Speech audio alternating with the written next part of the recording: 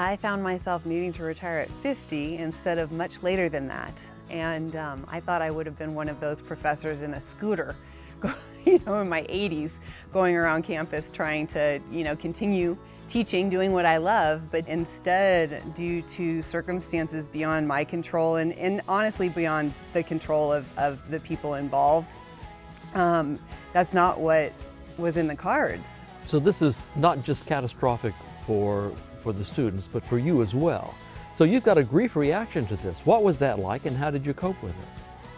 Well, the first wave was when I wasn't assigned any classes for the first time and had to avail myself of the grievance process. And so I said, this can't be right. Like this, I've won some awards for my teaching. Like I've functioned outside of a typical lecturer as far as contributions to the department, to the campus. Mm-hmm. I've taught 8 different courses, and so it's not like I'm a one-hit wonder that can only teach one class that's easily replaced. Like one of my friends told me the sports term of a utility player. Yeah. He's like, Yost, you're a utility player. And I was like, well, I don't even know what that means. And he says, like, they can put you anywhere and your rapport with the students will allow you to create something really transformational. And I was like, oh, it's nice.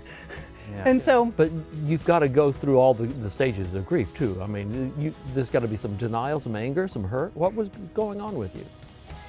For the first year and a half of the pandemic, that just got set aside. I see. Because I was focused on the students. Yeah. And serving the students at the university with the food pantry, with many living in multi-generational households. If one person in a household got COVID, they all got COVID. Mm-hmm. So I'm not thinking about my career. I'm thinking about how do I help the students not die? How do I help the students not drop out? Because we know the statistics about dropout, stop out doesn't usually return to campus. How do we keep them engaged in the university resources?